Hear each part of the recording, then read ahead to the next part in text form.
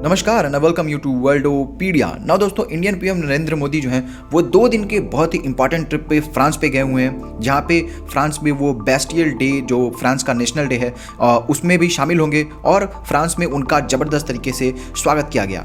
आप ये देख सकते हैं कि किस तरीके से उनका ज़बरदस्त तरीके से स्वागत किया गया। और जैसे ही वो एयरपोर्ट पे उतरे फ्रांस के, तो फ्रांस की जो प्राइम मिनिस्टर हैं वो खुद आई थी इंडियन पीएम का वेलकम करने। ना ये बहुत ही रेयर होता है, बहुत ही कम बार ऐसा होता है कि किसी देश का प्रधानमंत्री जो है वो खुद एक प्रधानमंत्री को रिसीव करने, और अगर ऐसा करता है कोई तो ये दिखाता है कि कितना ज़्यादा इंपॉर्टेंस है इंडिया का फ्रांस के लिए। और इस तरीके का भव्य वेलकम करना ये बड़े बड़े लीडर्स को भी फ्रांस नहीं करता है। यहाँ तक कि डोनाल्ड ट्रंप को भी ऐसा जो है नहीं मिला है फ्रांस के द्वारा रिस्पेक्ट। नाउ ये रिस्पेक्ट सिर्फ प्राइम मिनिस्टर का नहीं है, बल्कि दिखाता है कि फ्रांस की नज़र में इंडिया का कितना बड़ा जो है पोजीशन है। और इंडियन कम्युनिटी से भी पीएम मोदी ने इंटरेक्ट किया, जैसा कि हर जगह जाने में, क्योंकि इंडिया की जो कम्युनिटी है वो हर जगह ही लगभग हर एक कंट्री में रहती है।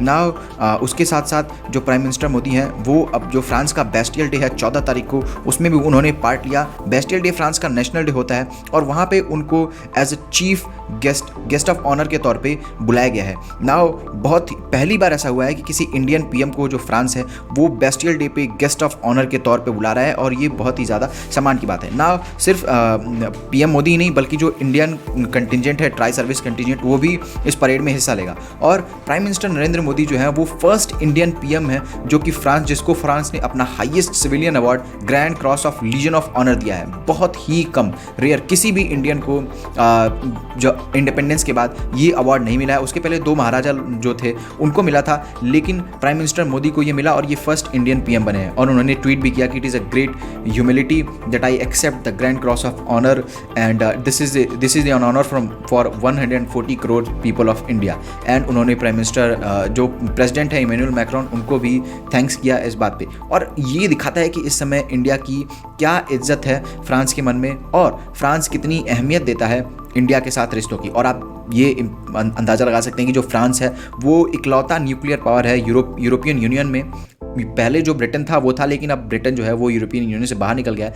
तो फ्रांस जो है इकलौता यूरोपियन यूनियन में इकलौता न्यूक्लियर पावर है और बहुत ही इंपॉर्टेंट मेंबर है। ना इसके साथ साथ जो फ्रांस है इकोनॉमिक फ्रंट पे, उसने जो फ्रांस है वो अब ऑफिशियली फ्रांस ने यूपीआई को एक्सेप्ट कर लिया है, यानी कि अब जो इंडियन टूरिस्ट हैं वो फ्रांस में रुपी में पेमेंट कर सकते हैं। ना ऑब्वियसली उसके लिए जो दुकानदार है उसके पास भी एक होना चाहिए वो सिस्टम जो कि यूपीआई एक्सेप्ट कर सके, लेकिन जो फ्रांस है उसने अब ऑफिशियली यूपीआई को एक्सेप्ट कर लिया है। और सिर्फ फ्रांस ही नहीं, बाकी और बहुत सारी कंट्रीज़ हैं जिसने यूपीआई को एक्सेप्ट किया है। दिन पर दिन जो यूपीआई है उसकी लोकप्रियता बढ़ती ही जा रही है। जापान ने भी, खबर आई थी कि जापान भी जो है वो यूपीआई को एक्सेप्ट करना चाहता है। ना इसके साथ साथ जो पीएम मोदी हैं उन्होंने ये भी बताया कि अब जो भी लोग फ्रांस में अपना मास्टर्स कर रहे हैं उनके लिए 5 साल तक का जो वीज़ा है वो उनको मिलेगा, यानी कि 5 साल तक वो फ्रांस में काम कर सकते हैं। और ये इंडिया के लिए बहुत ही अच्छी बात है, क्योंकि बहुत सारे जो स्टूडेंट हैं वो फ्रांस में जाते हैं, और अगर वो जॉब करेंगे वहाँ पे तो इससे इंडिया की जो रेमिटेंस है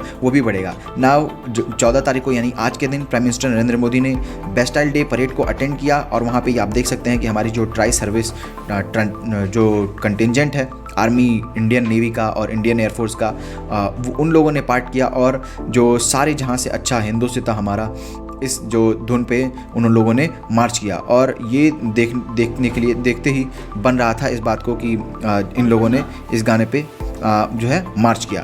ना इसके साथ साथ जो और बहुत सारी डिफेंस डील्स की भी बात होनी थी, लेकिन अभी तक कुछ ऑफिशियल अनाउंसमेंट आई नहीं है डिफेंस डील्स को लेकर। और अगर ऑफिशियल अनाउंसमेंट आएगी डिफेंस डील्स को लेकर तो उसके बारे में भी मैं एक सेपरेट वीडियो बना दूंगा।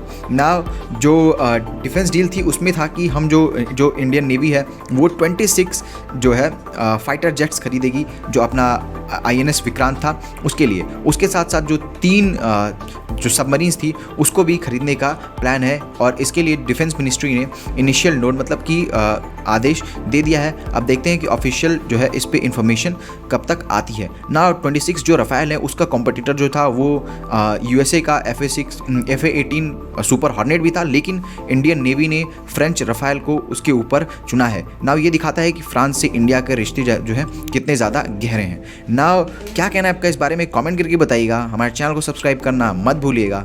मिलते हैं हम आपसे अगली वीडियो में, तब तक के लिए जय हिंद, जय भारत।